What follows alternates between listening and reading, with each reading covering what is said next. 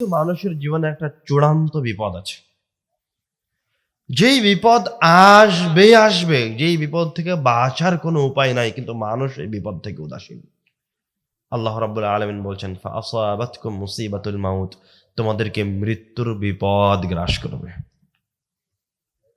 যত যাই করেন না কেন, যত প্রস্তুতি থাক না কেন, আপনার কাছে যত আধুনিক প্রযুক্তি থাক, আপনি যত বড় ক্ষমতাশীল হন না কেন, কোনোদিন এই মৃত্যুর বিপদ থেকে পরিত্রাণ পাবেন না।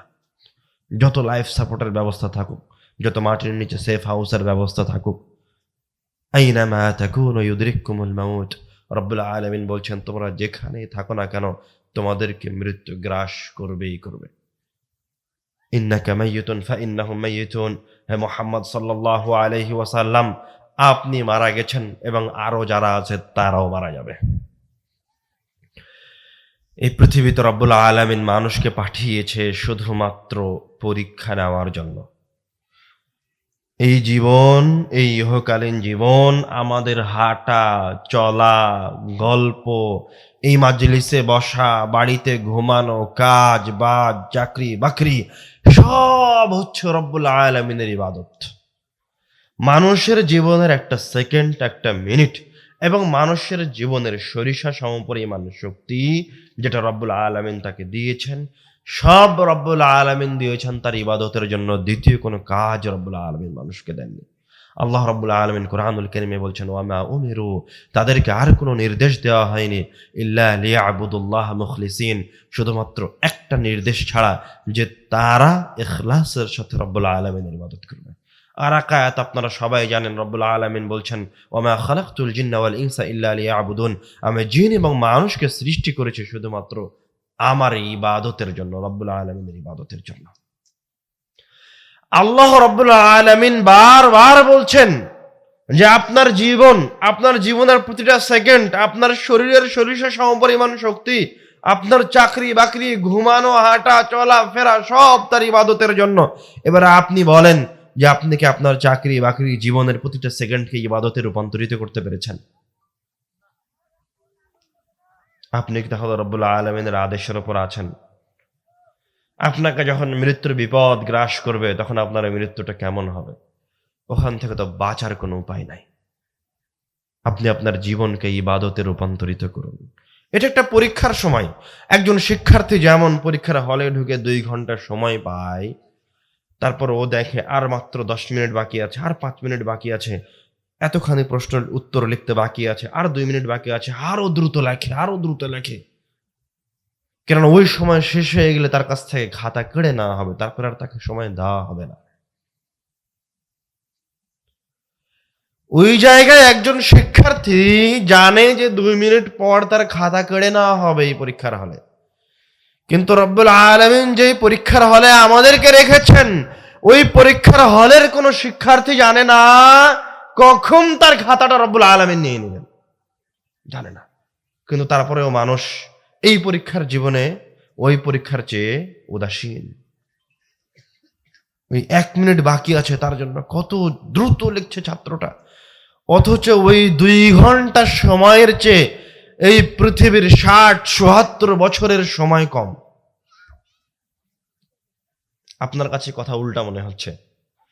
ওই 2 ঘন্টা সময়, পরীক্ষার হলের ওই 2 ঘন্টা সময়ের চেয়ে আপনার জীবনের 60-74 বছর রব্বুল আলামিনের কাছে নগণ্য কোনো কিছু নয়, আরো কম। কিভাবে? আল্লাহ রব্বুল আলামিন কিয়ামতের দিনের একটা দিনের ব্যক্তিকাল রেখেছেন পৃথিবীর সময় অনুযায়ী কত বছর? 50,000 বছর। একটা দিনের ব্যক্তিকাল পরকালে 50,000 বছর। চিন্তা করেন আপনি, আপনার 60 থেকে 74 বছরকে যদি ওই 50,000 বছরের সাথে তুলনা করা হয়, তাহলে এই 60-74 বছরের সময়টা ওই 50,000 বছরের কাছে 2 থেকে 5 মিনিট সময়। মানে রব্বুল আলামিন আপনাকে দীর্ঘ সময় কষ্টে রেখেছেন এমনটা নয়। রব্বুল আলামিন আপনাকে দীর্ঘ সময় পরীক্ষার জন্য রেখেছেন এমনটা নয়। আপনি নিজেকে জিজ্ঞাসা করেন, আপনার বয়স 40 বছর হয়েছে, আপনার কি মনে হয় যে আপনার জীবন থেকে 40 বছর পার হয়ে গেছে? মনে হয় না। এই জীবনটা খেল তামাশা। আর মুমিনের জন্য পরীক্ষা। মুমিন একটু কষ্ট করে থাকবে। মুমিনের জন্য এই জীবনকে পরীক্ষা করা হয়েছে। কিছু জিনিস আছে যেটা তাকে করতে মানা করা হয়েছে। আর দুনিয়া সিজনুল মুমিন, দুনিয়া হচ্ছে মুমিনের জন্য কারাগার। যেই প্রশ্নের উত্তর চাওয়া হয়েছে ওই প্রশ্নের উত্তরই দিতে হবে। যতক্ষণ সময় দেওয়া হয়েছে ওই সময়ের মাঝেই উত্তর লেখা শেষ করতে হবে। ওর বাহিরে যেতে পারবেন না, ওর চেয়ে অতিরিক্ত কোনো কিছু করতে পারবেন না। যা করতে বলা হয়েছে তার চেয়ে অতিরিক্ত আমলও করতে পারবেন না।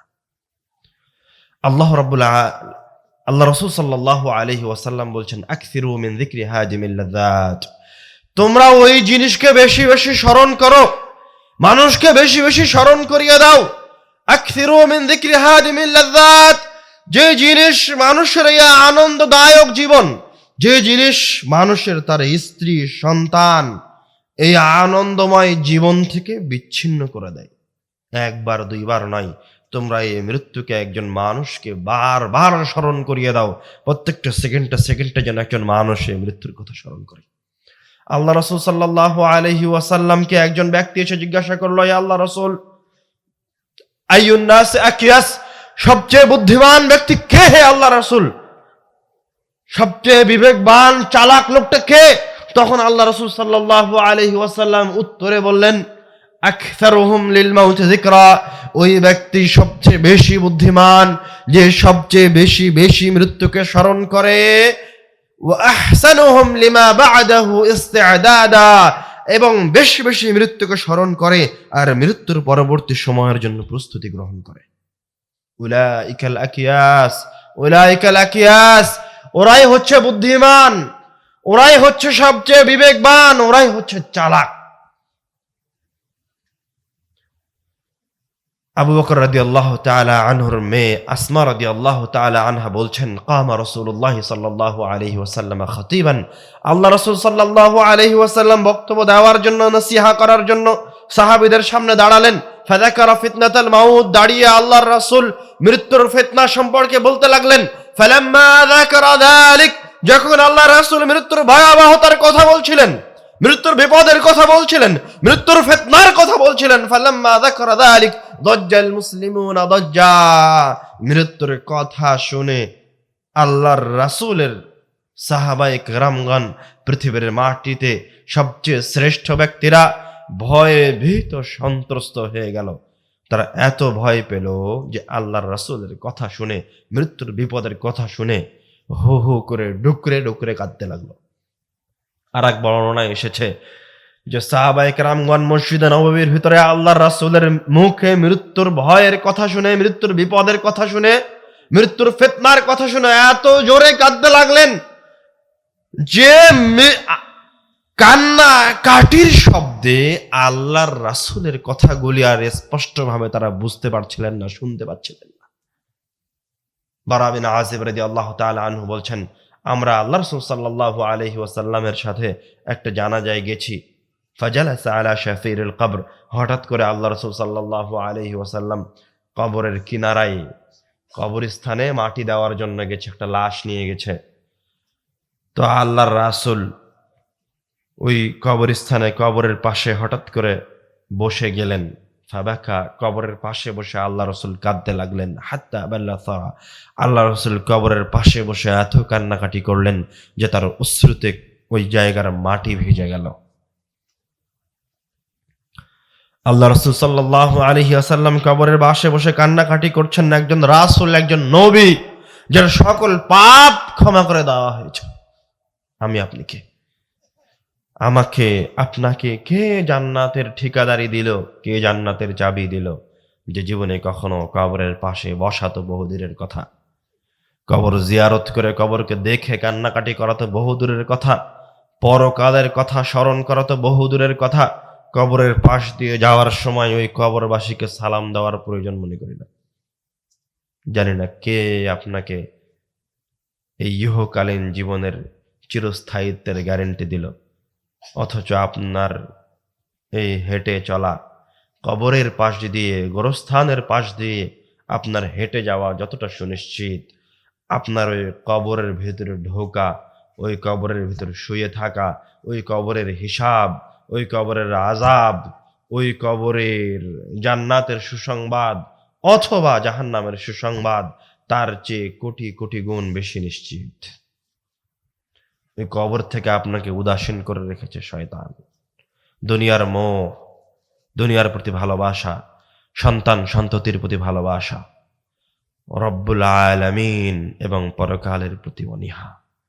আল্লাহর রাসূল সর্বশ্রেষ্ঠ ব্যক্তি কবরের পাশে বসে থেকে কান্নাকাটি করতে করতে এক পর্যায়ে গিয়ে তারা সাহাবীদেরকে বলছেন, ইস্তাইদ্দু লিমিসলি হাদা, ইয়া ইখওয়ানি, হে আমার ভাইরা, হে মুসলমানেরা, তোমরা যারা ঈমান আনয়ন করেছো, আমার সাহাবীরা, তোমরা এই দিনের জন্য, এই কবরে ঢোকার জন্য প্রস্তুতি গ্রহণ করো। প্রস্তুতি ছাড়া এই কবরের দিকে আসিও না। মৃত্যুর জন্য প্রস্তুতি ছাড়া তোমার জীবনের একটা মিনিট পার করিও না। মৃত্যুর জন্য প্রস্তুতি ছাড়া তোমার জীবনের কোনো সিদ্ধান্ত, কোনো পদক্ষেপকে গ্রহণ করিও না। যা করছো, প্রত্যেকটা কাজকে, প্রত্যেকটা সিদ্ধান্তকে, প্রত্যেকটা পদক্ষেপে, প্রত্যেকটা পায়ে পায়ে তোমার জন্য মৃত্যুর কথা স্মরণ থাকে। তোমাকে রব্বুল আলামিন এই জায়গায় হুকুমত করার জন্য পাঠাননি, দাম্ভিকতা দেখানোর জন্য পাঠাননি। এই জায়গায় রব্বুল আলামিন তোমাকে জমি জায়গা কিনে এক বিশাল বড় বাড়ি বানানোর জন্য পাঠাননি। রব্বুল আলামিন এই জায়গায় তোমার চিরস্থায়ী, তোমার সন্তান সন্ততি, কয়েকশো বছরের সন্তান সন্ততি কি খাবে এটা তুমি চিন্তা করো, এই জন্য রব্বুল আলামিন পাঠাননি। রব্বুল আলামিন তোমাকে এখানে পাঠিয়েছেন অল্প কয়েকটা মিনিট সময় দিয়ে, যে তুমি এই জায়গায় কিছু প্রস্তুতি গ্রহণ করবা, রব্বুল আলামিনের ইবাদত করে, রব্বুল আলামিনকে সন্তুষ্ট করে তুমি তোমার পরকালীন জীবনের স্থায়ী সময়কে সৌন্দর্যমণ্ডিত করে নিবা। মৃত্যুকে স্মরণ করেন, মৃত্যু সুনিশ্চিত, সুনিশ্চিত। সাহাবায়ে কেরামগণ, আল্লাহর রাসূল, সালেহীনগণ, সালাফগণ কবরের পাশে দাঁড়িয়ে মৃত্যুকে স্মরণ করে, মৃত্যুর কথা বলে, মৃত্যুর কথা মনে করে কান্নাকাটি করেছেন, ডুকরে ডুকরে কান্নাকাটি করেছেন। ওসমান রাদিয়াল্লাহু তাআলা আনহু যখন কবরের পাশে দাঁড়াতেন, এত কান্নাকাটি করতেন কবরের পাশে দাঁড়িয়ে যে তার দুই চোখের পানিতে তার দাড়ি ভিজে যেত। তাকে জিজ্ঞাসা করা হতো, কিলা লাহু তাবকি মিন হাদা, তুমি এই 3 হাত কবর, এই মাটি দেখে তুমি এভাবে কান্নাকাটি করছো, অথচ তোমার সামনে জান্নাতের কথা বলা হয়, তোমার সামনে জাহান্নামের ভয়াবহ আযাবের কথা বলা হয়, তখন তুমি ওসমান কান্নাকাটি করো না, তুমি এই জায়গায় দাঁড়িয়ে কান্নাকাটি করছো কেন? তখন ওসমান রাদিয়াল্লাহু তাআলা আনহু উত্তরে বলেছিলেন, ইন্না হাযাল কবর আউয়ালু মানজিলিন মিন মানাজিলিল আখিরাহ, এই কবর হচ্ছে পরকালীন জীবনের প্রথম পদক্ষেপ, প্রথম ধাপ, প্রথম স্টেপ। ফাইন নাজা মিন, কেউ যদি এই জায়গায় বেঁচে যায়, এই জায়গায় এই ফিতনা থেকে রক্ষা পেয়ে যায়, ফামা বা'দাহু আইসারা মিন, তাহলে তার জন্য পরকালের অন্যান্য পদক্ষেপ, অন্যান্য ধাপগুলি সহজ হয়ে যাবে। সুবহানাল্লাহ, রব্বুল আলামিন আমাদের এই প্রথম ধাপকে সহজ করে দিন। আর যদি এই জায়গায় আটকা পড়ে যায়, ফামা বা'দাহু আশাদ্দা মিন, তাহলে তার জন্য কবর এবং কবরের পরবর্তীতে আরো যে সমস্ত পদক্ষেপ, ধাপ রয়েছে, কবর থেকে ওঠা, কিয়ামতের মাঠে দাঁড়ানো, হিসাব হওয়া, পুলসিরাত পার হওয়া, এগুলি তার জন্য আরো বেশি কঠিন হয়ে যাবে। এই জন্য সবার আগে এই মৃত্যু নিয়ে প্রস্তুতি গ্রহণ করেন। এই মৃত্যু আসবে, আসবে, এই মৃত্যু থেকে বাঁচার কোনো উপায় নাই, এই মৃত্যু থেকে নিজেকে রক্ষা করার কোনো উপায় নাই। আপনি চিন্তা করেন শুধু এটা, যে মৃত্যুর সময় আপনার কাছে কি ভালো ফেরেশতা আসবে, মন্দ ফেরেশতা আসবে, কিভাবে আপনার রূহকে কবজ করে নেওয়া হবে। কেননা রূহ বের হয়ে যাওয়া, এই কবরের যাত্রাই হচ্ছে মানুষের পরকালীন জীবনের প্রথম ধাপ। যদি সুন্দর হয় তো সুন্দর, আর যদি খারাপ হয় তো খারাপ। আল্লাহ রাব্বুল আলামিন কুরআনুল কারীমে বলছেন, ইন্নাল্লাযীনা ক্বালু রাব্বুনাল্লাহ সুম্মা ইসতাকামু, যারা বলে আমার রব আল্লাহ, যারা রব্বুল আলামিনের সাথে কাউকে শরীক করে না, আল্লাহর রাসূলের আনুগত্যে সরিষা সমপরিমাণ কম্প্রোমাইজ করে না।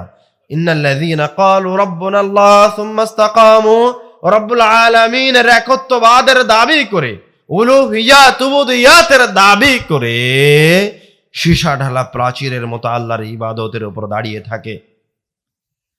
তাতানাজ্জালু আলাইহিমুল মালাইকাতু আল্লা তাখাফু, তাদের মৃত্যুর সময় রব্বুল আলামিনের পক্ষ থেকে ফেরেশতাদেরকে পাঠিয়ে দেওয়া হয়। সুবহানাল্লাহ।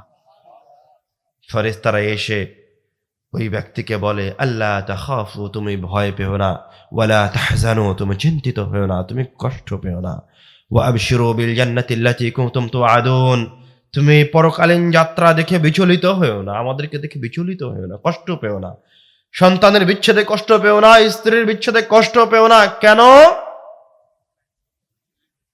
তোমাকে তুমি যে এতদিন যে জেলখানার ভিতরে বসবাস করছিলে একজন মুত্তাকি মুমিন হিসেবে, তোমার জন্য যে দুনিয়া কারাগার ছিল, তুমি যে কখনো রব্বুল আলামিনের ইবাদতে কমতি করনি, তুমি যে জান্নাতের আশায় এগুলি করেছো, ওয়া আবশিরু বিল জান্নাতি আল্লাতী কুনতুম তুআদুন, তুমি এখন ওই জান্নাতের সুসংবাদ গ্রহণ করো। সুবহানাল্লাহ। আল্লাহ রাসূল সাল্লাল্লাহু আলাইহি ওয়াসাল্লাম হাদিসে ফেরেশতাদের চেহারার কথা বলছেন, বিয়দুল ওজুহ, এই ফেরেশতাগুলির চেহারা হবে ফর্সা, দেখতে সুন্দর। সুবহানাল্লাহ। কাআন্না ওজুহাহুমুশ শামস, তাদের চেহারা এতটাই সুন্দর হবে, এতটাই উজ্জ্বল হবে, আল্লাহ রাসূল সাল্লাল্লাহু আলাইহি ওয়াসাল্লাম বলছেন যেন সূর্যের মতো জ্বলজ্বল করছে। সুবহানাল্লাহ। ফায়াজলিসুনা মিনহু মাদ্দাল বাসর, তারা ওই পরহেজগার ব্যক্তির দৃষ্টিসীমার আশেপাশে অবস্থান গ্রহণ করবে, অবস্থান গ্রহণ করে তাকে মৃত্যুর দিকে, তার জন্য মৃত্যুটাকে, পরকালীন যাত্রাকে সহজ করে তুলবে, উৎসাহিত করবে। মাহুম কাফানুম মিন আকফানিল জান্নাহ, তাদের সাথে থাকবে জান্নাত থেকে নিয়ে আসা কাফন। সুবহানাল্লাহ। ওয়া হানুতুম মিন হানুতিল জান্নাহ, জান্নাত থেকে নিয়ে আসা হানুত, সুঘ্রাণ।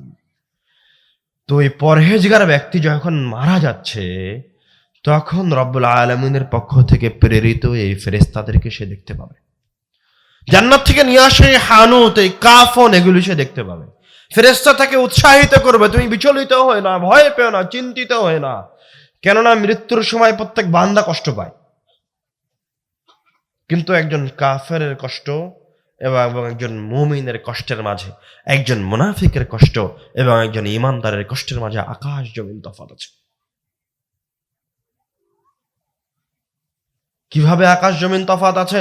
মুমিনের মৃত্যুর আগে রব্বুল আলামিন ফেরেশতা পাঠিয়ে দিয়েছেন, দেখতে খুব সুন্দর, দেখে পরহেজগার ব্যক্তির মন চাইবে যে তাদের সাথে সাক্ষাৎ করি, তাদের কাছে চলে যায়। জান্নাতের কাফন দেখতে পাবে, তার মৃত্যুর সময় তাকে জান্নাতের সুসংবাদ প্রদান করা হবে।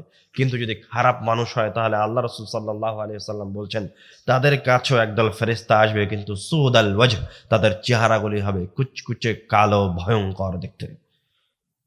মাআহুমুল মাসূহ, তাদের সাথে থাকবে জাহান্নাম থেকে নিয়ে আসা পাত্র। তারাও ওই পাপিষ্ঠ ব্যক্তির, ওই জালেম ব্যক্তির, ওই সুদখোর, ওই কাফেরের, ওই জেনাকারীর চতুর্পাশে অবস্থান গ্রহণ করবে। কিন্তু ওই জালেম, ওই কাফের, ওই অন্যায়কারী, ওই পাপিষ্ঠ ব্যক্তি, পাপাচারী ব্যক্তি, ওর আশেপাশের এই ভয়ঙ্কর চেহারার ফেরেশতাদেরকে দেখে ভয়ে ভীত সন্ত্রস্ত হয়ে যাবে। জাহান্নাম থেকে নিয়ে আসা মাসূহ নামক পাত্রও দেখতে পাবে। আল্লাহ রাসূল বলছেন, ফালাইসা শাইউন আকরাহু ইলাইহি মিম্মা আমামাহু, তখন ওই পাপিষ্ঠ ব্যক্তির জন্য ওই পৃথিবীতে সবচেয়ে অপছন্দজনক এবং সবচেয়ে নিকৃষ্ট হচ্ছে এই মৃত্যুটা। কিন্তু মুমিন বান্দা যখন এরকম তার সামনে সুন্দর এক ভবিষ্যৎ দেখতে পাবে, আল্লাহ রাসূল বলছেন, ফালাইসা শাইউন আহাব্বা ইলাইহি মিম্মা আমামাহু, তখন তার জীবনের এই পৃথিবীতে সবচেয়ে প্রিয় জিনিসটা হচ্ছে মৃত্যু। সুবহানাল্লাহ। ওই মুমিন ফেরেশতাদের কথা শুনে, সুন্দর দৃশ্য দেখে, এত সুন্দর চেহারার ফেরেশতা দেখে রব্বুল আলামিনের সাক্ষাৎকে, মৃত্যুকে ভালোবাসবে। সুবহানাল্লাহ। ফাআহাব্বাল্লাহু লিকাআহু, তখন রব্বুল আলামিন ওই বান্দার সাক্ষাৎ কামনা করবেন। সুবহানাল্লাহ।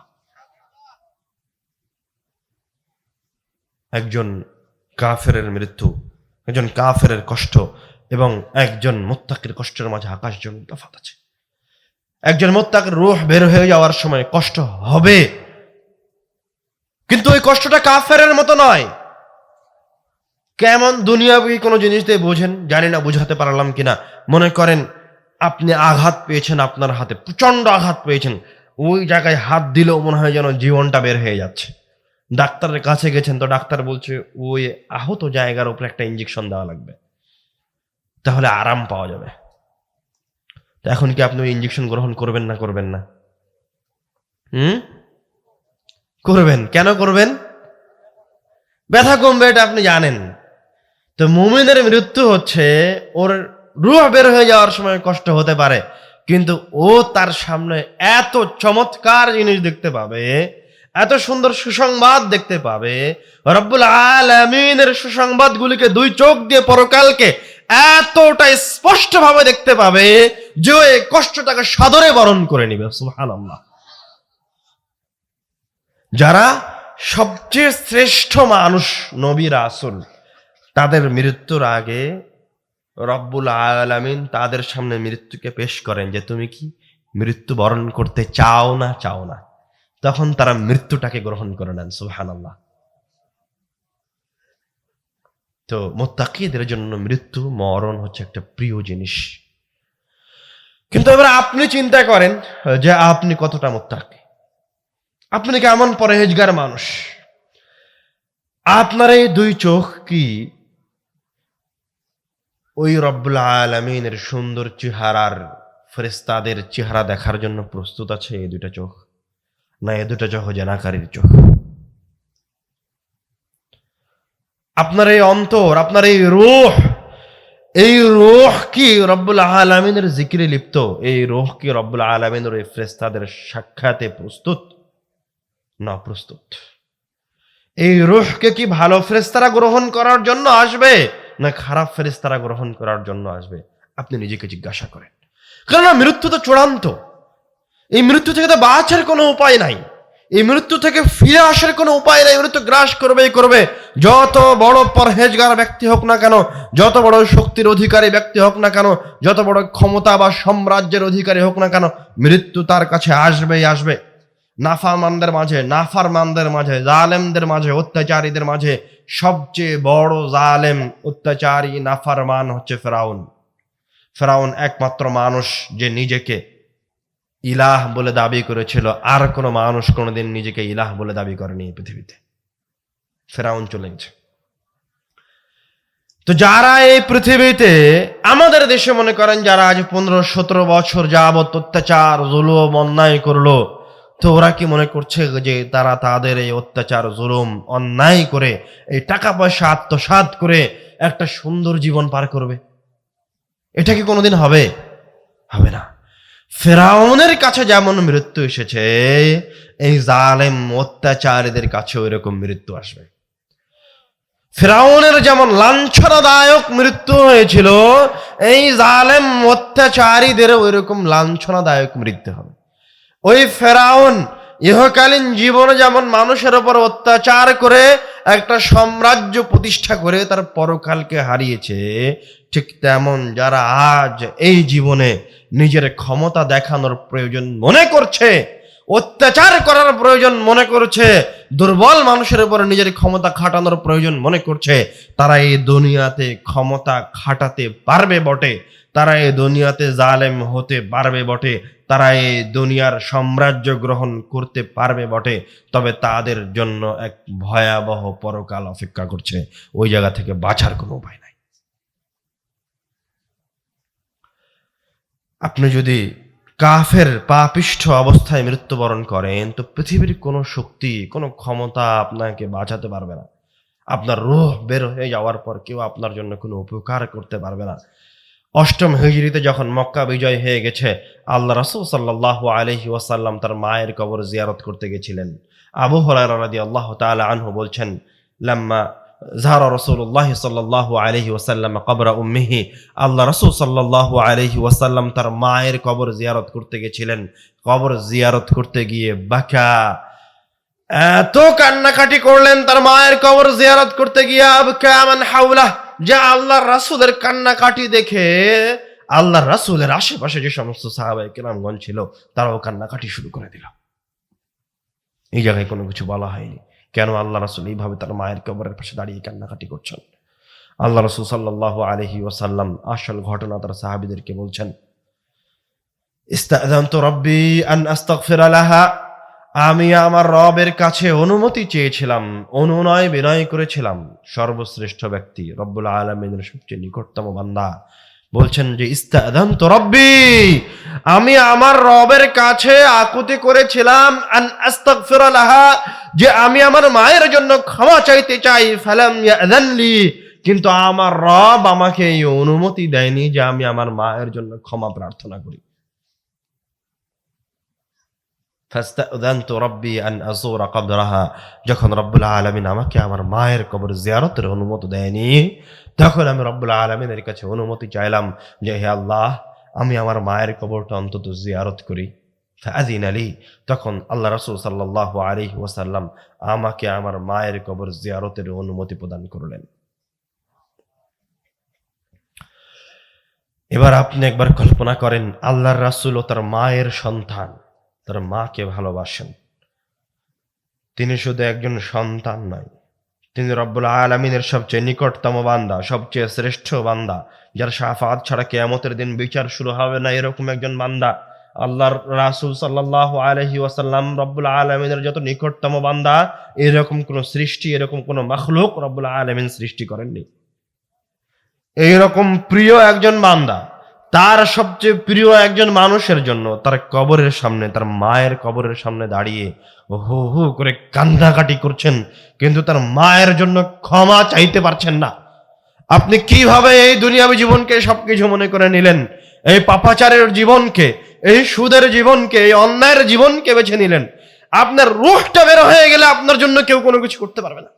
আল্লাহর রাসূল এরকম একজন শ্রেষ্ঠ ব্যক্তি, তার মায়ের পাশে দাঁড়িয়ে কান্নাকাটি করছেন, হু করে কান্নাকাটি করছেন, কিন্তু রব্বুল আলামিনকে একবার বলতে পারছেন না যে রব্বুল আলামিন আমার মায়ের পাপগুলিকে ক্ষমা করে দেন।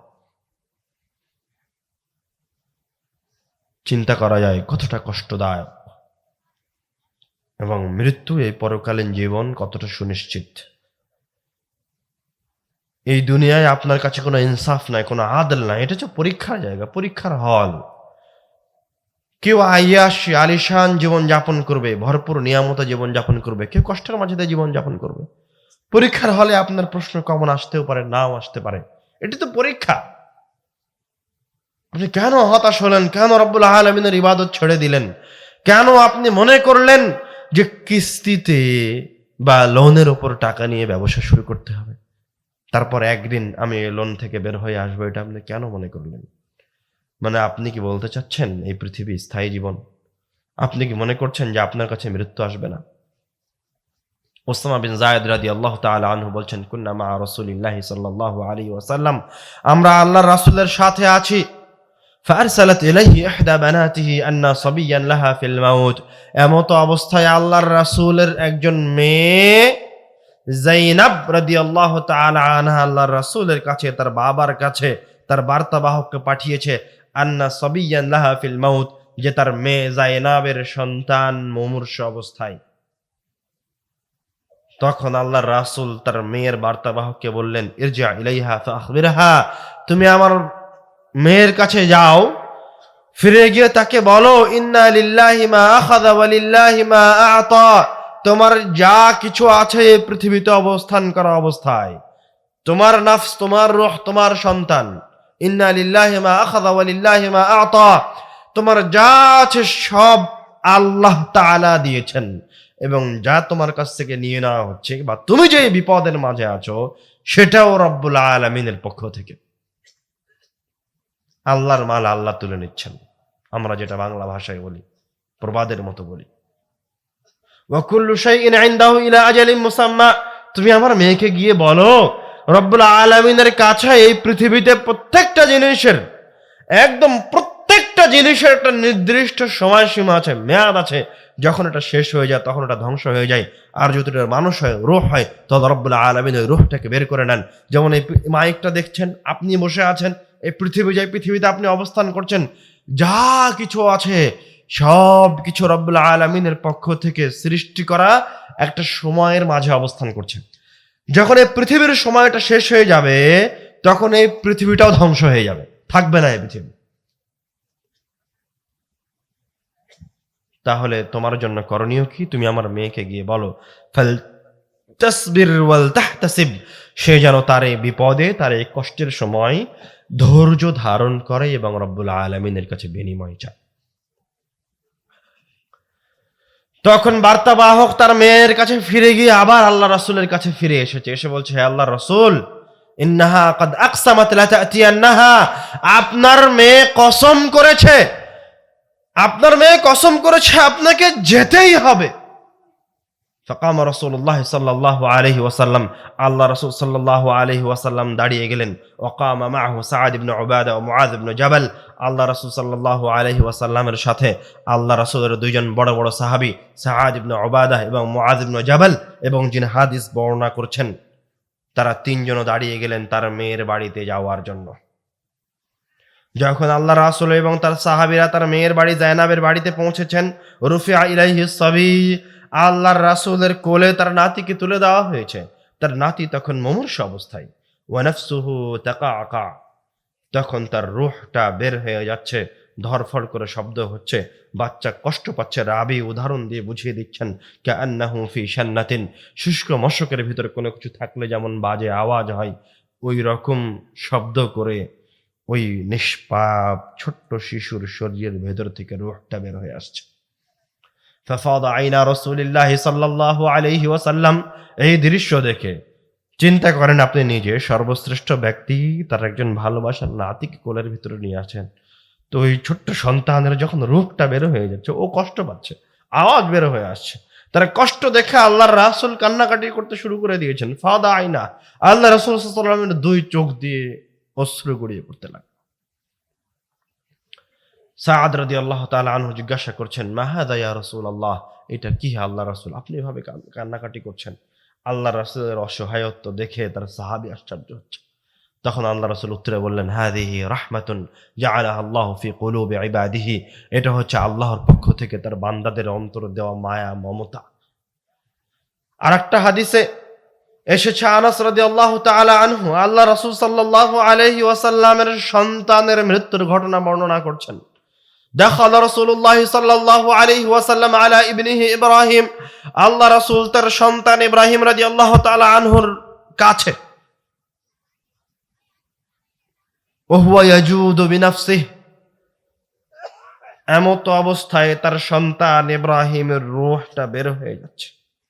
ফাযারাফাত আইনা রাসূলিল্লাহ সাল্লাল্লাহু আলাইহি ওয়াসাল্লাম, আল্লাহ রাসূলের সামনে, তার দুই চোখের সামনে, তার দুই হাতের মাঝে যখন তার কলিজার টুকরা প্রিয় সন্তানের রূহ বের হয়ে যাচ্ছে, মৃত্যুর দিকে ধাবিত হচ্ছেন, যারাফাত আইনা রাসূলিল্লাহ সাল্লাল্লাহু আলাইহি ওয়াসাল্লাম, আল্লাহ রাসূলের দুই চোখ দিয়ে অঝর ধারায় অশ্রু গড়িয়ে পড়তে লাগলো।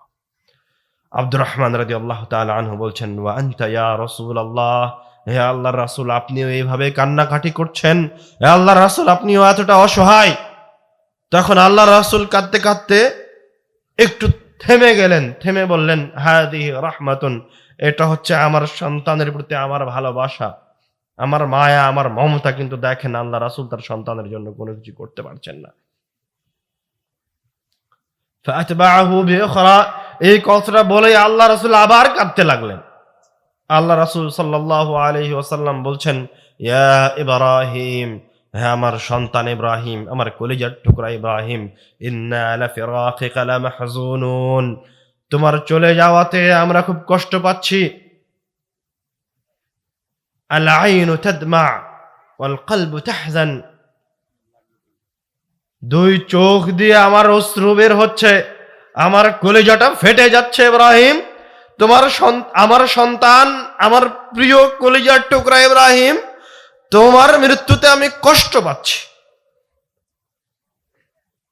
ফালা নাকুলু ইল্লা মা ইউরদি রাব্বানা, কিন্তু এই কষ্টের সময় আমি শুধুমাত্র রব্বুল আলামিনের কাছে একটাই কথা বলবো, যে কথায় আমার রবের সন্তুষ্টি আছে। সুবহানাল্লাহ।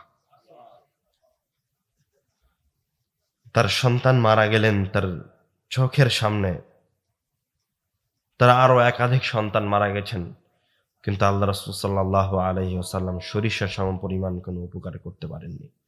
এক সেকেন্ড সময় দেরি করাতে পারেননি যে আমার সন্তানটা এক সেকেন্ড পরে মারা যাক। অথচ তিনি সর্বশ্রেষ্ঠ মানুষ, সবচেয়ে বেশি ক্ষমতার অধিকারী মানুষ, যার কথা রব্বুল আলামিনের কাছে সবচেয়ে বেশি প্রিয়। স্বয়ং আল্লাহর রাসূল সাল্লাল্লাহু আলাইহি ওয়াসাল্লামের মৃত্যুর ঘটনা আয়েশা রাদিয়াল্লাহু তাআলা আনহা বলছেন,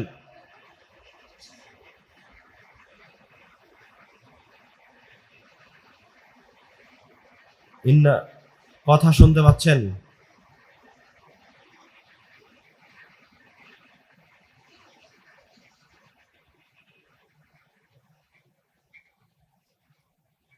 মৃত্যু যেমন আপনাকে ছাড়বে না, কাউকে ছাড়েনি। আল্লাহ রাসূলের সামনে তার সন্তান মারা গেছেন, তার নাতি মারা গেছেন, তার প্রিয়, তার নিকটতম ভালোবাসার মানুষগুলো চলে গেছেন, কোনো কিছু করতে পারেননি। ঠিক তেমনই একদিন আল্লাহ রাসূল সাল্লাল্লাহু আলাইহি ওয়াসাল্লাম ওই পৃথিবী থেকে বিদায় নিয়েছেন, কেউ কোনো কিছু করতে পারেনি। তিনি শুধু বিদায় নেননি, তিনি এক কষ্টদায়ক মৃত্যুবরণ করেছেন। আয়েশা রাদিয়াল্লাহু তাআলা আনহা বলছেন, ইন্না মিন নিআমিল্লাহি আলাইয়া, রব্বুল আলামিনের আমার উপর কিছু নিয়ামত আছে, তার মাঝে একটা নিয়ামত হচ্ছে আন্না রাসূলুল্লাহ সাল্লাল্লাহু আলাইহি ওয়াসাল্লাম তুফিয়া ফি বাইতি ফি ইয়াউমি, আল্লাহর রাসূল আমার দিনে আমার বাড়িতে মৃত্যুবরণ করেছেন। বাইনা সাহরি ওয়া নাহরি, যখন তিনি মৃত্যুবরণ করেন তখন তিনি আমার কোলের মাঝে, এই থুতনি এবং এই জায়গার মাঝে। জামা আল্লাহু বাইনা রিকি ওয়া রিকিহি ইনদা মাউতিহি, রব্বুল আলামিন তার মৃত্যুর সময় আমার মুখের লালা এবং আল্লাহর রাসূলের মুখের লালাকে একত্রিত করেছেন। তারপর আয়েশা রাদিয়াল্লাহু তাআলা আনহা বলতে লাগলেন, দাখালা আলাইয়া আব্দুর রহমান ওয়া আনা মুসনিদাতু রাসূলিল্লাহি সাল্লাল্লাহু আলাইহি ওয়াসাল্লাম, আমার ঘরে আমার ভাই আব্দুর রহমান প্রবেশ করলো, এমতো অবস্থায় আল্লাহ রাসূল মুমূর্ষ আমার শরীরের সাথে হেলানা দিয়ে আছেন। ও ফি ইয়াদিহি সিওয়াক, আমার ভাইয়ের হাতে একটা মিসওয়াক আছে। ইয়ানজুরু ইলাইহি, আল্লাহ রাসূল সাল্লাল্লাহু আলাইহি ওয়াসাল্লাম বারবার ওই মিসওয়াকটার দিকে তাকাচ্ছেন। আরাফতু আন্নাহু ইউহিব্বুস সিওয়াক, আয়েশা রাদিয়াল্লাহু তাআলা আনহা বলছেন, আমার আগে থেকে জানা ছিল, আমি জানি আল্লাহ রাসূল মিসওয়াক করতে খুব পছন্দ করেন। তার এই কষ্টদায়ক অসহায়ত্বের সময় আমি তাকে জিজ্ঞাসা করলাম, আখুযুহু লাক, আমি কি মিসওয়াকটা আপনাকে দিব? ফাআশারা বিরাসিহি, আল্লাহ রাসূল মুখ দিয়ে কোনো কিছু বললেন না, মাথা দিয়ে ইশারা করলেন, নাআম, হ্যাঁ তুমি মিসওয়াকটা আমাকে দাও। ফাতানাওয়ালতুহু, আমি মিসওয়াকটা আমার ভাইয়ের হাত থেকে নিয়ে আল্লাহ রাসূলের হাতে দিলাম। ফাশতাদ্দা আলাইহি, আল্লাহর রাসূল এতটা অসহায় হয়ে গেছেন, এতটা দুর্বল হয়ে গেছেন যে তিনি নিজে ওই মিসওয়াক করতে পারলেন না। ইশতাদ্দা আলাইহি, তার জন্য মিসওয়াক করা কঠিন হয়ে গেল। তখন আয়েশা বলছেন, মা আয়েশা আল্লাহ রাসূলকে বলছেন, উলাইয়িনুহু লাক, হে আল্লাহর রাসূল এই মিসওয়াকটাকে আমি একটু নরম করে দেব, আমি একটু চাবিয়ে দেই। ফাআশারা বিরাসিহি, আল্লাহর রাসূল আবার তার মাথা নাড়িয়ে জবাব দিলেন, হ্যাঁ তুমি মিসওয়াকটা নরম করে দাও। তখন আয়েশা রাদিয়াল্লাহু তাআলা আনহা নিজে কিছুক্ষণ আগে মিসওয়াকটাকে চাবিয়ে নরম করে আল্লাহ রাসূল সাল্লাল্লাহু আলাইহি ওয়াসাল্লামের মুখে দিলেন। ফাআমাররা বিহি, আল্লাহ রাসূল ওই মিসওয়াক দিয়ে তার দাঁত পরিষ্কার করলেন। বাইনা ইয়াদাইহি রাকওয়াতুন আও উলবাতুন, আল্লাহ রাসূল সাল্লাল্লাহু আলাইহি ওয়াসাল্লামের দুই হাতের মাঝে একটা পাত্র আছে। ইদখিলু ইয়াদাইহি ফিহি, যখন মানুষ কষ্ট পায় তখন যেই মাধ্যমে কষ্টটা একটু লাঘব হচ্ছে মনে হচ্ছে সেটাই মানুষ গ্রহণ করে। যখন আপনি ব্যথা পান তখন যেমন একটু গরম জিনিস দিয়ে ছ্যাঁকা দিয়ে ওই ব্যথাটাকে একটু লাঘব করার চেষ্টা করেন, ঠিক বিভিন্ন ক্ষেত্রে পেটে ব্যথা হচ্ছে কোনো কিছু খেয়ে ব্যথাটাকে কমানোর চেষ্টা করেন। আল্লাহ রাসূল সাল্লাল্লাহু আলাইহি ওয়াসাল্লাম মৃত্যুর সময় কষ্ট পাচ্ছেন, তার দুই হাতের মাঝে একটা পাত্র রাখা আছে। ইদখিলু ইয়াদাইহি ফিহি, আল্লাহ রাসূল কষ্টে বারবার তার দুই হাতটাকে ওই পাত্রের মাঝে ডুবাচ্ছেন, ডুবিয়ে তার মুখটাকে মাসাহ করছেন, মুখটা মুছে নিচ্ছেন, একটু আরাম পাওয়া যাচ্ছে হয়তো। বারবার আল্লাহ রাসূল সাল্লাল্লাহু আলাইহি ওয়াসাল্লাম তার মৃত্যুর আগে অজ্ঞান হয়ে যাচ্ছিলেন, হুঁশ হারিয়ে ফেলছিলেন। এক পর্যায়ে গিয়ে আল্লাহ রাসূল সাল্লাল্লাহু আলাইহি ওয়াসাল্লাম বললেন, ইন্না লিল মাউতি লাসাকারাত, নিশ্চয় মৃত্যুর রয়েছে কষ্ট, যন্ত্রণা, বেদনা। আরেকটা বর্ণনায় এসেছে আল্লাহ রাসূল সাল্লাল্লাহু আলাইহি ওয়াসাল্লাম মৃত্যুর সময় এই সর্বশ্রেষ্ঠ মানুষ, সবচেয়ে ইবাদত গুজার, রব্বুল আলামিনের সবচেয়ে নিকটতম বান্দা প্রত্যেক মানুষের, এবং রব্বুল আলামিনের সবচেয়ে ভালোবাসার মানুষ। আল্লাহ রাসূল শুধু আমার আপনার ভালোবাসার মানুষ নয়, রব্বুল আলামিনের সবচেয়ে ভালোবাসার সৃষ্টি। উনি রব্বুল আলামিনের কাছে তার মৃত্যুর সময় ফরিয়াদ করছেন, আল্লাহুম্মা, হে আমার রব, হে আমার প্রতিপালক, আইন্নি ফি সাকারাতিল মাউতি ওয়া গামারাতিহি, আপনি আমাকে আমার এই মৃত্যুর সময়, এই কষ্টের সময় সহযোগিতা করেন। তিনি তার কষ্টটা ধরে রাখতে পারছেন না। তিনি আল্লাহর কাছে মৃত্যুর সময় সাহায্য চাচ্ছেন যে, হে আল্লাহ, এই মৃত্যুর সময় আমি কষ্টটা পাচ্ছি, এই কষ্টের সময় আপনি আমার সাথ দেন, আমাকে একটু সহযোগিতা করেন। আইননি, আমাকে সহযোগিতা করেন। ফি সাকারাতিল মাউতি ওয়া গামারাতি, এই মৃত্যুর সময়, এই কষ্টের সময় আপনার মৃত্যু কেমন হতে পারে? কে আপনার জান্নাতে মৃত্যুর, সুন্দর মৃত্যুর ওয়াদা করলো, অথচ যার ওয়াদা করা আছে, যার জন্য জান্নাতের ওয়াদা বরাদ্দ, যার সকল পাপ ক্ষমা হয়ে গেছে, উনি এইভাবে তার মৃত্যুর সময় কষ্ট পাচ্ছেন। এক পর্যায়ে গিয়ে আল্লাহ রাসূল সাল্লাল্লাহু আলাইহি ওয়াসাল্লাম তার হাতটা একটু উঠালেন, উঠিয়ে বললেন, আমি আমার রবের দিকে চললাম, লা ইলাহা ইল্লাল্লাহ বললেন, আল্লাহ ছাড়া কোনো মাবুদ নাই।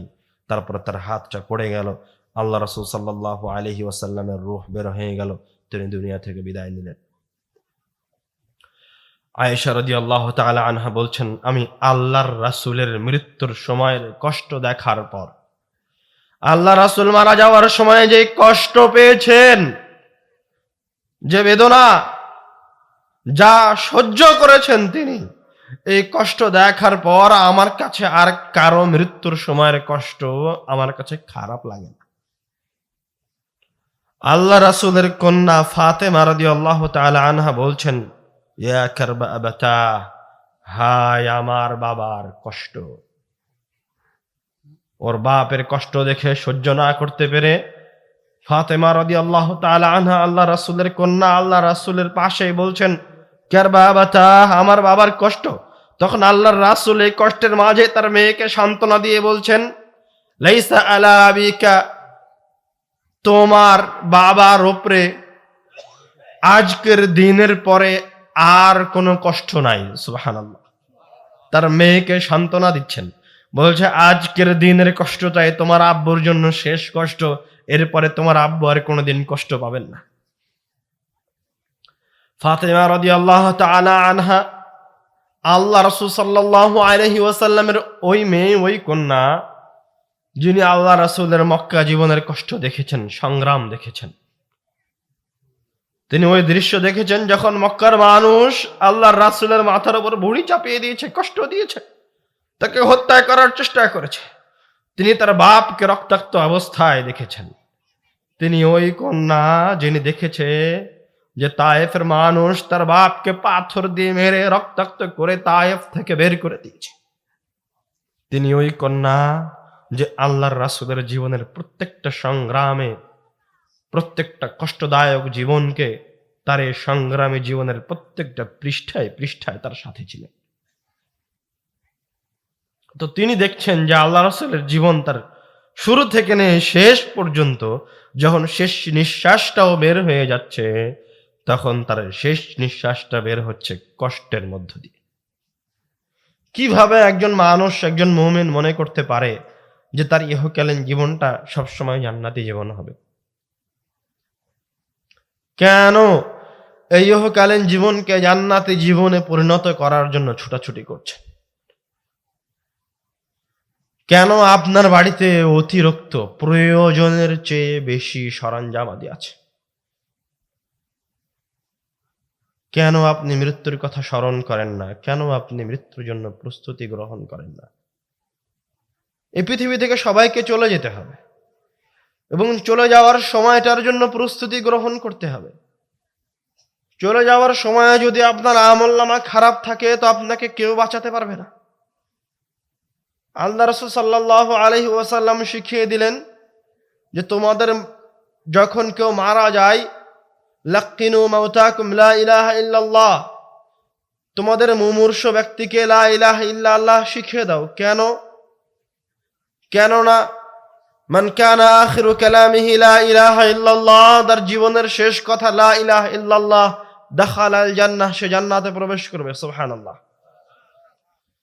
মানে আল্লাহ রাসূল এই হাদিসটা এইভাবে বললেন, এর মানে এই নয় যে একজন মানুষ তার জীবন সুদের উপর পার করে দিবে, তার গাড়ি বাড়ি সুদের উপর হবে, সে আজীবন গান বাজনা বাদ্যযন্ত্র শুনতো, সে আজীবন তার চোখ দিয়ে জেনায় লিপ্ত ছিল, তার মন দিয়ে জেনায় লিপ্ত ছিল, তার কথা দিয়ে জেনায় লিপ্ত ছিল, আর সে মৃত্যুর সময় লা ইলাহা ইল্লাল্লাহ বলতে পারবে, এমনটা হবে না। যদি তাই হতো তাহলে সবাই জান্নাতে চলে যেত। আল্লাহ রাসূল বারবার এই মৃত্যুর জন্য প্রস্তুতি গ্রহণ করতে বলতেন না। আল্লাহ রাসূল সাল্লাল্লাহু আলাইহি ওয়াসাল্লাম তার মায়ের কবর জিয়ারত করতে গিয়ে একটা উপদেশ দিলেন, জুরুল কুবুরা, তোমরা কবর জিয়ারত করো, ফাইন্নাহা তুযাক্কিরুকুমুল মাউত, কেননা কবর মানুষকে মৃত্যুর কথা স্মরণ করিয়ে দেয়। আপনারা কষ্ট করে ঠান্ডার মাঝে বসে আছেন, আমরা আলোচনা লম্বা করব না, একটু ধৈর্য ধরে আর 5 থেকে 10 মিনিট সময়, আমরা আলোচনার শেষ পর্বে চলে এসেছি। খবরদার, চোখে চোখ রেখে মনোযোগ সহকারে আলোচনা শোনেন। কেউ একজন কথা বলতে শুরু করেছে আশেপাশে। যারা ভলেন্টিয়ার আছো, তোমাদেরকে প্রত্যেকদিন আলোচনা শুনতে হবে এমন নয়, তোমরা আজকে খেদমত করো। কেউ যেন কোনো দিক থেকে কথা বলতে না পারে। আজকে আমরা স্বাভাবিক ভঙ্গিতে কথা বলছি, মৃত্যু নিয়ে আলোচনা করছি। আপনি নিজে থেকেই নিজেই মনোযোগী হয়ে কথা শোনার আপ্রাণ চেষ্টা চালান। নিজের পরকাল কেমন হতে পারে তা নিয়ে একটা মোটামুটি ধারণা নিয়ে এখান থেকে বিদায় হন। আল্লাহ রাসূল সাল্লাল্লাহু আলাইহি ওয়াসাল্লাম মৃত্যুকে সামনে রেখেই বক্তব্য দিয়েছেন, খালি মৃত্যুর কথাই বলেছেন।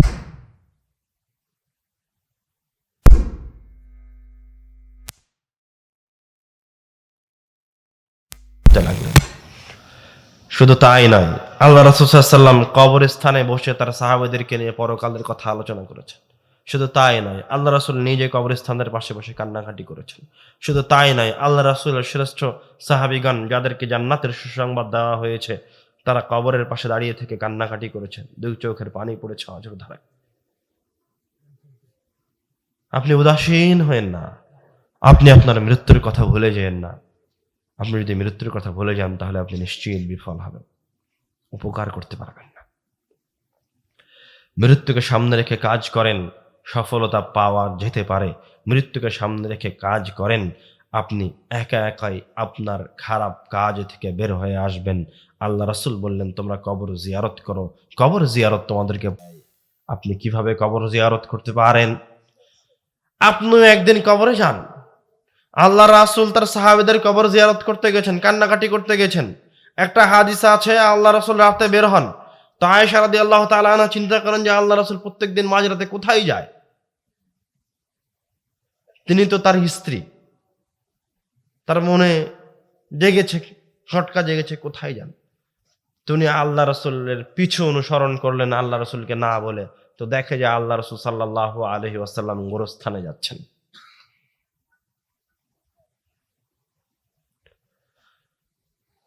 জানি না কেন মুসলিম উম্মাহ, কেন মুসলমানেরা রব্বুল আলামিনের উপর বিশ্বাস রাখার পরেও, নিজেকে ঈমানদার দাবি করার পরেও, মুওয়াহহিদ দাবি করার পরেও এই মৃত্যুকে স্মরণ করে না। কবরে যান, কবরের পাশে দাঁড়ান, চেষ্টা করেন আপনার নিকটতম ব্যক্তি যাকে আপনি প্রচন্ড ভালোবাসতেন, যার মৃত্যু আপনার অন্তরে দাহক কেটে গেছে, তার কবরের পাশে যাওয়ার। দাঁড়িয়ে সালাম দেন, আসসালামু আলাইকুম ইয়া আহলাল কুবুর। হে কবরবাসী, যে কবরের ভিতরে শুয়ে আছো, তোমার উপর রব্বুল আলামিনের শান্তি অবতীর্ণ হোক। যখন আপনি কবরের পাশে দাঁড়িয়েছেন তখন আপনি দুনিয়া থেকে মুক্ত হয়ে যান। দুনিয়ার কথা কোনো কিছু চিন্তা করিয়েন না। একদম মনোযোগের সাথে অন্তর দিয়ে অনুভব করে কবরটার পাশে দাঁড়িয়ে যেন আপনি ওই কবরের ভিতরে শুয়ে থাকা লোকটার সাথে সাক্ষাৎ করতে এসেছেন, তাকে সালাম দিচ্ছেন। আপনি কবরের ওপরে, কবরের নিচে, আসসালামু আলাইকুম, তোমার ওপর আল্লাহর শান্তি অবতীর্ণ হোক, ওয়া ইন্না ইনশা আল্লাহু বিকুম লালাহিকুন, অচিরেই তোমার সাথে আমার সাক্ষাৎ হবে। যেমন আমি একজনের সাথে সাক্ষাৎ করে বলি, ভাই ইনশাআল্লাহ আবার কোনো সময় দেখা হবে। কবরে গিয়ে দাঁড়িয়ে যার পাশে দাঁড়িয়েছেন, আপনার ওই সন্তান হতে পারে, আপনার বাপ হতে পারে, আপনার মা হতে পারে।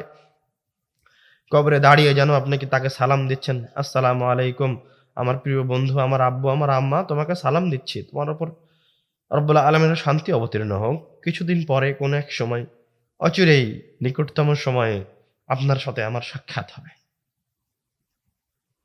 একটা কবরের পাশে দাঁড়ান, তার জন্য দোয়া করেন, কারণ আপনি জানেন না সে কবরে কি অবস্থায় আছে। তার জন্য দোয়া করার পাশাপাশি আপনি আপনার নিজের কথা স্মরণ করেন যে, যে কবরটা আপনার সামনে আছে, ওই কবরটা হচ্ছে আপনার ব্যাংক ব্যালেন্স, ওটাই মূল ব্যাংক। আপনি এবার ওই কবরটাকে সামনে রেখে চিন্তা করেন যে ওই কবরের পাশে দাঁড়ানোর আগ পর্যন্ত আপনি কতগুলি ভালো কাজ করেছেন এবং কতগুলি খারাপ কাজ করেছেন।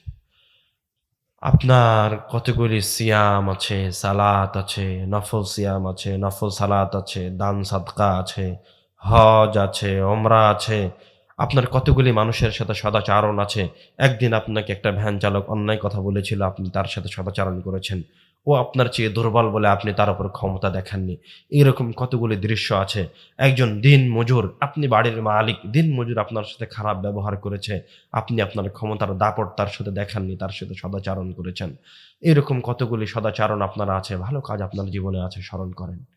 আবার মনে করেন যে এতক্ষণ পর্যন্ত আমি জীবনে কতগুলি অন্যায় করেছি, কতবার জেনা করেছি, কতগুলি মেয়ের সাথে কথা বলেছি, কতগুলি মেয়ের দিকে অন্যায়ভাবে তাকিয়েছি, কতদিন জেনার ছবি দেখেছি, কতদিন মিথ্যা কথা বলেছি, কতদিন লোনের ওপর টাকা নিয়েছি, কতদিন টাকনোর নিচে কাপড় পরিধান করেছি, কতদিন আল্লাহ রাসূল সাল্লাল্লাহু আলাইহি ওয়াসাল্লামের মতো আমার মুখে দাড়ি ছিল, অথচ আমি অন্যায়ভাবে দাড়িটা সেভ করেছি, কতদিন আমি অন্যায়ভাবে জানার পরেও সালাতকে পরিত্যাগ করেছি।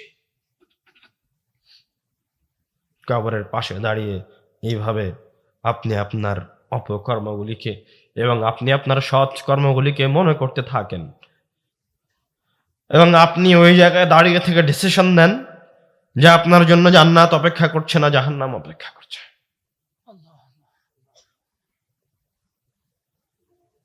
এই পৃথিবীতে রব্বুল আলামিন আপনাকে পরীক্ষার জন্য পাঠিয়েছেন, ইবাদতের জন্য পাঠিয়েছেন।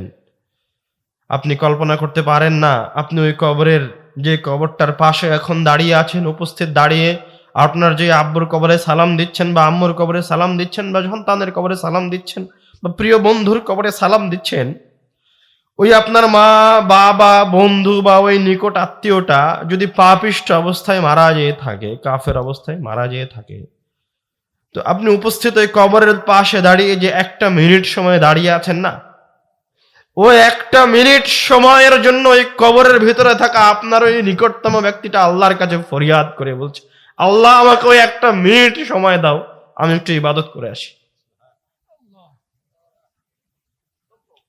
আপনি যে 5টা মিনিট সময় অপচয় করছেন, অন্যায় লিপ্ত আছেন, 10টা মিনিট সময় আপনার জীবন থেকে চলে যাচ্ছে, আপনি এই সময়ের মূল্য বুঝতে পারবেন না যতক্ষণ পর্যন্ত না আপনি কবরের ভিতরে প্রবেশ করছেন। ওই কবরে শুয়ে থাকা এই মাটির নিচে যে মানুষটা আছে, যে মাটির ওপর আপনি এখন বসে আছেন, ওই মাটির নিচে যে মানুষটা আছে, পাপিষ্ঠ ব্যক্তিটা আছে, ও আল্লাহর কাছে আপনার এই 5 মিনিট, 2 মিনিট, 10 মিনিট, 10 সেকেন্ড সময়ের জন্য ফরিয়াদ করছে, চিৎকার করছে। রব্বুল আলামিন বলছে, যখন তাদেরকে আযাব দেওয়া হয়, ইয়াস্তারিখুনা ফি, তখন তারা সেখানে জান প্রাণ ছেড়ে দিয়ে চিৎকার করে, আল্লাহকে বলে, আল্লাহ তুমি আমাকে দুনিয়ায় ফিরে যেতে দাও, যা করতাম তা আর করবো না, খালি ভালো কাজ করব, কোনো অন্যায় করব না, তোমার ইবাদত করব। তখন রব্বুল আলামিন তাদেরকে বলবে, কোরআনুল কারীমের আয়াত, আমি আয়াতগুলি এখন আর বলছি না, কোরআনুল কারীমের আয়াত, তখন রব্বুল আলামিন তাদেরকে বলবে যে তোমাকে পথ প্রদর্শনের জন্য, তোমাকে সতর্ক করার জন্য এই আযাবের কথাই তোমাকে একজন ব্যক্তি এসে বলে গেছিল, ওই দিন তুমি সতর্ক হওনি। আজকে প্রথম তোমাকে আযাব দেওয়া হচ্ছে এমন নয়, আমি তোমার উপর অন্যায় করিনি, আমার বার্তাবাহক তোমার কাছে গেছিল, তোমাকে আমার এই কবরের কথা বলেছে, আমার এই জাহান্নামের কথা বলেছে, আমার এই শাস্তির কথা বলেছে, তোমাকে এই 10 মিনিট সময়ের মূল্যের কথা বলেছে, 1 মিনিট সময়ের মূল্যের কথা বলেছে, কিন্তু সেই দিন তুমি আমার দিনে ফিরে আসোনি, সেই দিন তুমি তওবা করনি। আজ তোমাকে আর তওবা করার জন্য দ্বিতীয় কোনো সময় দেওয়া হবে না। মুমিনদের মাঝে যারা পাপিষ্ঠ, তারাও যখন মৃত্যুবরণ করবে, আল্লাহ রাব্বুল আলামিন কোরআনুল কারীমে বলছেন, ইয়া আইয়ুহাল্লাযীনা আমানু আনফিকু মিম্মা রাযাকনাকুম মিন ক্বাবলি আন ইয়াতিয়া আহাদাকুমুল মাউত। আয়াতটা হচ্ছে, হে মুমিনরা, ঈমানদাররা, তোমাদের কাছে মৃত্যু আসার আগেই তোমরা তোমাদের সম্পত্তি থেকে, ধন সম্পদ থেকে দান করো। কেননা যে মুমিন বান্দা কিন্তু দান করেনি, যে মুমিন বান্দা কিন্তু পাপে লিপ্ত ছিল, যে মুমিন বান্দা মুসলমান কিন্তু তার পাপের পাল্লা ভারী, তার কাছে যখন মৃত্যু আসবে, মৃত্যু আসলে কিন্তু বান্দা বুঝতে পারে যে তার মৃত্যু খারাপের দিকে যাচ্ছে না ভালোর দিকে যাচ্ছে। তখন এই পাপিষ্ঠ মুমিন বুঝতে পারবে। আমরা কিন্তু হাদিসগুলি বলেছি যে খারাপ ফেরেশতা আসবে, ভালো ফেরেশতা আসবে, সুসংবাদ দেওয়া হবে অথবা দুঃসংবাদ দেওয়া হবে। তো মৃত্যুর সময় ওই মুমিন বান্দা যে পাপ করেছে, যার পাপের পাল্লা ভারী, তো মৃত্যুর সময় বুঝতে পারবে যে তার পাপের পাল্লা ভারী হয়ে গেছে। তখন সে রব্বুল আলামিনকে একটা ফরিয়াদ করবে। এখনো তার শ্বাসটা বের হয়নি, বলবে, রব্বি, হে আমার প্রতিপালক, লাউলা আখারতানি ইলা আজালিন করিব, আপনি যদি আমাকে আর একটা সেকেন্ড সময় দেন, সবচেয়ে সবচেয়ে অল্প সময়টা আমাকে দেন, লাউলা আখারতানি ইলা আজালিন করিব লা আসাদদাকা ওয়া আকুম মিনাস সালিহিন, তাহলে হে আল্লাহ, আমার যে সম্পদ সম্পত্তি আছে ওইগুলি আমি দান করে, ওইগুলি আমি দিয়ে দিব, দিয়ে আমি সালেহিনদের অন্তর্ভুক্ত হয়ে যাব। আমাকে এরকম সামান্য একটু সময় দেন তো রব্বুল আলামিন। কিন্তু তখন মালাকুল মাউত চলে এসেছে। তখন তারা মৃত্যু জন্য সুসংবাদ নিয়ে অথবা দুঃসংবাদ নিয়ে ফেরেশতারা চলে এসেছে। যেহেতু মৃত্যুর অবস্থা তার সামনে চলে এসেছে, সে বুঝতে পেরেছে মৃত্যুর দিকে ধাবিত। তখন যেহেতু সে রব্বুল আলামিনের কাছে বলছে যে এখন আমি আমার অর্থ সম্পদ থেকে দান করতে চাই, তখন রব্বুল আলামিন তাকে তার ওই ধন সম্পদ দান কোনো কিছু গ্রহণ করবেন না এবং করারও সুযোগ দিবেন না। মৃত্যু খুব কঠিন জিনিস, মৃত্যু খুব কঠিন জিনিস। প্রিয় দিনী মুসলিম ভাই ও বোন, প্রিয় আমার কলিজার টুকরা, যারা আমাকে ভালোবাসেন, আমাদেরকে ভালোবাসেন, দ্বীনের জন্য, ধর্মের জন্য একজন আরেকজনকে ভালোবাসেন, এই জায়গায় আজকে আল্লাহ রাসূলের কথা বলা হবে, রব্বুল আলামিনের কথা বলা হবে শুনে দূর দূরান্ত থেকে ছুটে এসেছেন। আপনারা একটা কথা শুনে রাখেন, আপনার যেই কান বাদ্যযন্ত্র শুনতে অভ্যস্ত, গান বাজনায় অভ্যস্ত, যেই জিহ্বা মিথ্যা কথা বলায় অভ্যস্ত, আপনার যেই রূহ সুদ ঘুষ অন্যায় পাপাচারে অভ্যস্ত, ওই রূহকে যখন, ওই ব্যক্তির মৃত্যুর সময় যখন, আপনার মৃত্যুর সময় যখন আপনার বাবা বা আপনার সন্তান এসে আপনাকে বলবে, আব্বু বলো লা ইলাহা ইল্লাল্লাহ, আব্বু তুমি লা ইলাহা ইল্লাল্লাহ বলো, তাহলে তোমার জন্য জান্নাত। কিন্তু ওই সময় শয়তান ওই পাপিষ্ঠ বান্দার কানকে ভারী করে দিবে, জিহ্বাকে ভারী করে দিবে। ও তখন লা ইলাহা ইল্লাল্লাহ না শুনতে পারবে না বলতে পারবে। লা ইলাহা ইল্লাল্লাহ বলতে পারা একটা সৌভাগ্যের বিষয়। লা ইলাহা ইল্লাল্লাহ বলতে পারা, লা ইলাহা ইল্লাল্লাহ এই দোয়াটা সৌভাগ্যবান ব্যক্তিদের জন্য, নিকৃষ্ট পাপিষ্ঠ ব্যক্তিদের জন্য নয়। মানুষ ভুলের ওপর আছে, মানুষ ধোঁকার ওপর আছে, আর শয়তান মানুষের জন্য এই ধোঁকাগুলি সাজায়। এই কথা রব্বুল আলামিন কোরআনুল কারীমে বলেছেন, ওয়াযায়্যানা লাহুমুশ শাইতান। শয়তান আপনার সামনে সাজিয়ে দিয়েছে যে ঠিক আছে, একবারই তো ঘুষ দিয়ে চাকরিটা নিতে হবে, আর তো ঘুষ দেওয়ার প্রয়োজন নাই, তাহলে ঘুষটা দিয়ে চাকরিটা নিয়ে নেই। আপনাকে কে বললো যে আপনাকে চাকরি করাই লাগবে? কে আপনার জীবনের গ্যারেন্টি আপনাকে নিতে বলেছে? আপনার জীবনের ভবিষ্যতে কি হবে সেই গ্যারেন্টি আপনাকে কে নিতে বললো? আপনি পরিশ্রম করেন, প্রত্যেক দিন আপনি রুজির জন্য বের হন, তারপরে রব্বুল আলামিন আপনার রুজিতে যা রেখেছে সেটা আপনি নিয়ে এসে খান। বাড়িতে বসে থাকিয়েন না। হে যুবক, তুমি কেন বাড়িতে বেকার বসে থাকবা? কেন তুমি নিজেকে বেকার বলে দাবি করছো, অথচ তোমার প্রত্যেকটা সেকেন্ড, প্রত্যেকটা মিনিট কাজ করার জন্য, রব্বুল আলামিনের ইবাদত করার জন্য। তুমি বাড়ি থেকে বের হবা রিজিক অন্বেষণের জন্য, কোনো হারামে লিপ্ত হবা না, কোনো নাজায়েজ কাজে লিপ্ত হবা না। এবং তুমি নিয়ত রাখবা, হে আল্লাহ তুমি রুজি অন্বেষণের নির্দেশ দিয়েছ, তাহলে তুমি যতক্ষণ পর্যন্ত যেই কাজেই লিপ্ত থাকো না কেন, তুমি যতক্ষণ কাজ করছো ততক্ষণ রব্বুল আলামিনের ফেরেশতারা তোমার আমলনামায় নেকি লিপিবদ্ধ করছে। সুবহানাল্লাহ। আপনি রাত্রে ঘুমাতে যাচ্ছেন, ঘুমও ইবাদত। একটা সেকেন্ড সময় তো আপনার ইবাদতের বাইরে নয়, সুতরাং ঘুমও ইবাদত। আপনি যখন ঘুমাতে যাচ্ছেন তখন ঘুমানোর দোয়া বলেন।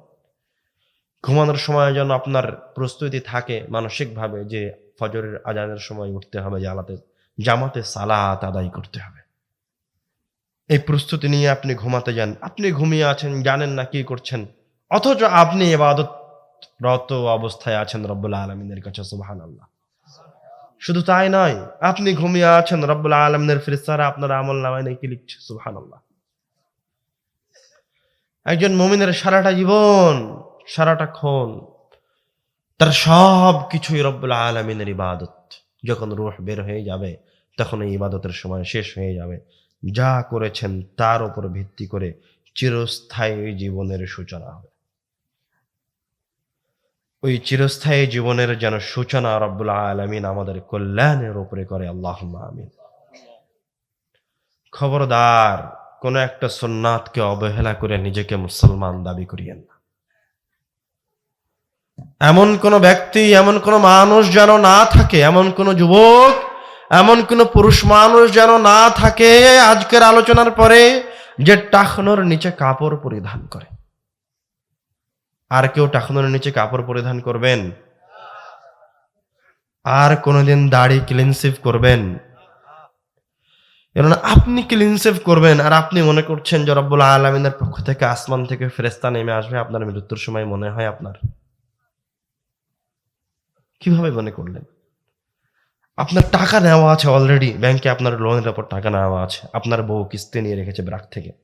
আপনি মনে করছেন যে আপনার ওই বাড়িতে আপনার রূহ কবজ করার জন্য যে আল্লাহ রাব্বুল আলামিন যে ফেরেশতা পাঠাবে এবং আপনাকে অভ্যর্থনা জানানোর জন্য যে ফেরেশতা পাঠাবে সেই ফেরেশতাগুলি ভালো হবে।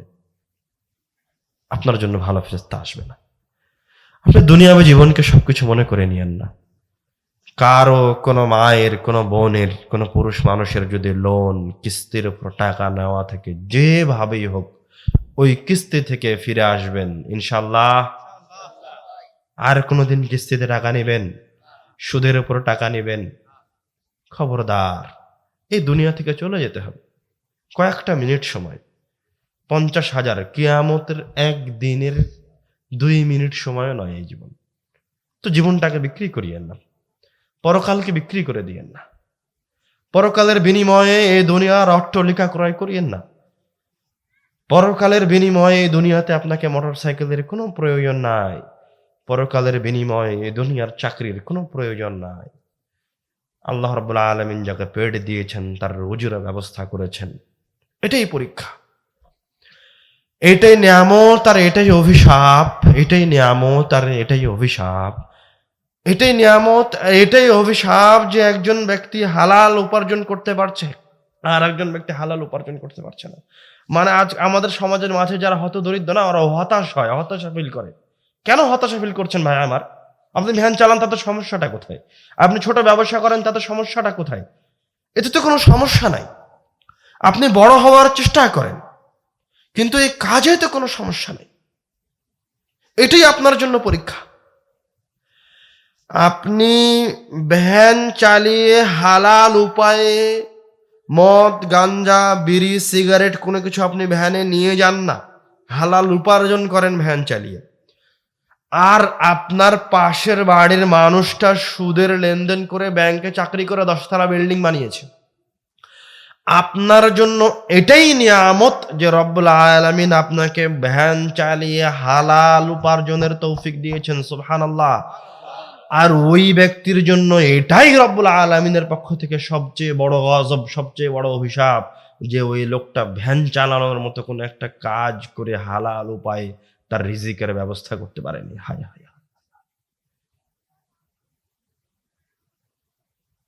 ভুলভাবে জীবনকে সাজায়েন না, অন্যায়ভাবে জীবনকে সাজায়েন না। শয়তান একদিনে মানুষকে পথভ্রষ্ট করে না, শয়তান মানুষকে দিনে দিনে পথভ্রষ্ট করে। কেন আপনি মনে করলেন ক্লিন সেভ করা সুন্দর? পৃথিবীতে যত মানুষ আছে তাদের মাঝে সবচেয়ে দেখতে সুন্দর, সুন্দর অবয়ব গ্রহণ করে থাকতেন আল্লাহ রাসূল সাল্লাল্লাহু আলাইহি ওয়াসাল্লাম। কেন আপনি আল্লাহ রাসূলের চেহারা সম্পর্কে অবগত নন? আমার আশ্চর্য লাগে। আমি আরো বেশি আশ্চর্য হয়েছি যখন আমার তো কথা বলা বেশি দিন হয়নি। কেবলমাত্র ২ বছর থেকে আপনাদের সামনে কথা বলি। তো আসার পর আমি দেখেছি আমাদের দেশের যুবকেরা, বোনেরা যারা সামনে বসে থাকে, যারা আল্লাহ রাসূলের ভালোবাসায় এই জায়গায় উপস্থিত হয়, তারা নাকি আল্লাহ রাসূল দেখতে কেমন এটা জানে না। তো আপনি কাকে দেখতে এসেছেন? আপনাকে কে বলল যে আমার সাথে আপনাকে সাক্ষাৎ করতে হবে, আমাকে দেখতে হবে? আমি কে? আমি তো আল্লাহর পাপিষ্ঠ বান্দা। আপনি কেন আল্লাহ রাসূলের অবয়ব সম্পর্কে অবগত নন? আল্লাহ রাসূল ছেঁড়া জামা বা ফকিরের মতো হয়ে নোংরা হয়ে ঘুরতেন এমনটা নয়। আল্লাহ রাসূল একজন ধনাঢ্য ব্যক্তি ছিলেন। আল্লাহ রাসূল কোটি, কোটি টাকার মালিক ছিলেন। আল্লাহ রাসূল বিলিয়নার, ট্রিলিয়নার ছিলেন। আল্লাহ রাসূলের মতো কোটিপতি কেউ ছিল না। তবে আল্লাহ রাসূল তার সম্পদ যা আসতো তা তিনি দান করে দিতেন। তারপর একটা খেজুর খেয়ে দিন পার করতেন। এর মানে এই নয় যে আল্লাহ রাসূল তার মাথার চুলগুলিকে এলোমেলো, এলোমেলো করে নোংরা করে বের হয়ে গেছেন। এরকম একটা এদিকে আরেকটা এদিকে বা একদিকে ২ দিকে চাচা আর মাঝখানে বড় হয়ে আছে। এইভাবে আল্লাহ রাসূল বের হয়ে গেছেন এমনটা নয়। আল্লাহ রাসূল যখন বাড়ি থেকে বের হয়েছেন তখন তার চুলকে সুন্দরভাবে সিথি করে তেল দিয়ে, আতর দিয়ে বের হয়েছেন। সুবহানাল্লাহ। আল্লাহ রাসূল অসুন্দর ছিলেন না। পরিপাটি, পবিত্রতা গ্রহণে, পোশাক আশাকে আল্লাহর রাসূলের মতো সুন্দর পরিপাটি দ্বিতীয় কেউ গ্রহণ করতে পারবে এমনটা হয় না। আল্লাহর রাসূলের হাঁটার ভঙ্গি ছিল অনন্য। তার হাঁটার একটা মাধ্যম ছিল। আল্লাহ রাসূল সাল্লাল্লাহু আলাইহি ওয়াসাল্লামের তাকানোর দৃষ্টিভঙ্গির একটা নির্দিষ্ট মাধ্যম ছিল। আল্লাহ রাসূলের চুলগুলির একটা সুন্নাত ছিল। আল্লাহ রাসূলের চেহারার একটা সুন্দর বর্ণনা আছে, তার দেহের বর্ণনা আছে। তার কয়টা দাড়ি পেকে গেছিল, কয়টা দাড়ি সাদা ছিল, কয়টা দাড়ি কালো ছিল, দাড়ি চাপা ছিল না হালকা ছিল, কেমন ছিল? প্রত্যেকটা জিনিস সাহাবায়ে কেরামগণ চুল, চুল করে সংরক্ষণ করেছে। আপনি কেমন মুসলমান গো, কেমন আহলে হাদিস যে আপনি আল্লাহর রাসূলকে দেখার সৌভাগ্য অর্জন করতে পারলেন না? অথচ যারা বিভ্রান্ত, যারা আল্লাহ রাসূলের ভালোবাসার নামে বাড়াবাড়ি করে, আল্লাহ রাসূলের উপর নাত পড়ার নামে নাচানাচি করে বাঁশ ধরে উপরে উঠে যায়, ওরা সকাল সন্ধ্যা আল্লাহ রাসূলের ভালোবাসার দাবি করে, আল্লাহ রাসূলের দর্শনের দাবি করে, অথচ ওরা শয়তানের অনুসারী। আর আপনি তো মুত্তাকি মানুষ, অত্র এলাকার মানুষ তো আহলে হাদিস মানুষ। আমি এই কমতি অনেক কঠিন এবং বেদনাদায়কভাবে লক্ষ্য করেছি। অথচ কবরে যখন প্রশ্নকারী আপনাকে জিজ্ঞাসা করবে, মান রব্বুক, মান দীনুক, মা হাযার রাজুলুল্লাযী বু'িসা ফীকুম, তোমার রব কে? আপনি বলবেন আল্লাহ। তোমার দিন কে? তখন বলবেন আমার দিন ইসলাম। তখন আপনাকে আবার জিজ্ঞাসা করা হবে, মা হাযার রাজুলুল্লাযী বু'িসা ফীকুম, এই লোকটা কে যাকে তোমাদের মাঝে প্রেরণ করা হয়েছিল?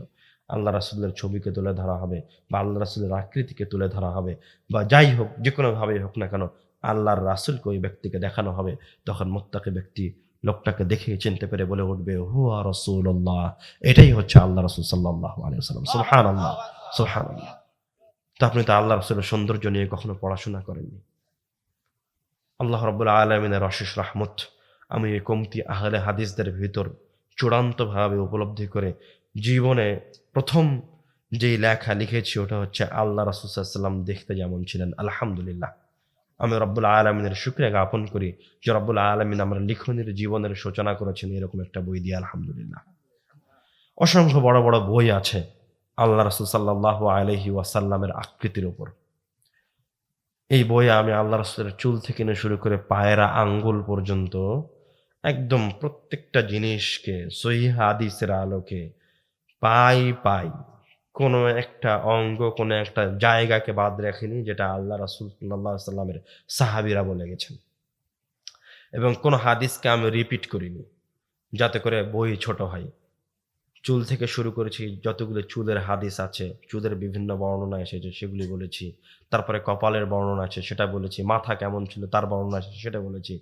নাকের বর্ণনা বলেছি, দাড়ির বর্ণনা বলেছি। কয়টা চুল পেকেছিল, কয়টা দাড়ি পেকেছিল, এই জায়গার চুলটা দেখতে কেমন ছিল, মোচটা দেখতে কেমন ছিল, কেমন মোচ রাখতেন, গলাটা কেমন ছিল, তার বুকটা কেমন ছিল, কেমন করে হাঁটতেন, কিভাবে ঘুরে দাঁড়াতেন, প্রত্যেকটা অবয়ব, প্রত্যেকটা অঙ্গি ভঙ্গি ওই বইয়ের মাঝে বর্ণনা করা আছে আলহামদুলিল্লাহ।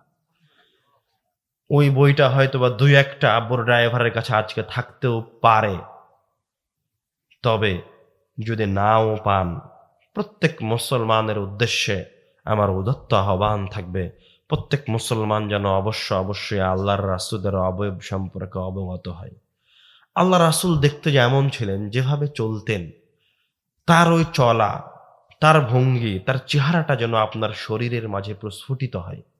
আপনি যেন রব্বুল আলামিনকে এই কথা বলতে পারেন, রব্বুল আলামিন দেখো, আমি তোমার রাসূলের মতো মাথা থেকে পা পর্যন্ত। সুবহানাল্লাহ। আল্লাহ রাসূল সাল্লাল্লাহু আলাইহি ওয়াসাল্লাম এক হাদিসে বলছেন, ইন্না উনাসাম মিন উম্মতি, আমার উম্মতের মাঝে এমন কিছু মানুষ আসবে বাদি, আমার পরে, আমার মৃত্যুর পরে, ইয়াওয়াদ্দু আহাদুহুম, তাদের এক একজনের অন্তরের বাসনা হবে যে তারা যদি লাবিশতারাউ রুইয়াতি বিআহলিহি ওয়া মালিহি, তারা যদি তাদের ধন, সম্পদ, সন্তান, সন্ততি সবকিছু বিক্রি করে দিয়ে হলেও আমাকে একবার দেখতে পারতো, তাহলে তারা সেটাই করত। সব ছেড়ে দিয়ে আমাকে একবার দেখার জন্য আসতো। সুবহানাল্লাহ। আল্লাহর রাসূলের প্রতি পূর্ণ ভালোবাসা গ্রহণ করেন। আল্লাহ রাসূলের ভালোবাসা যেন কোনো কমতি না থাকে।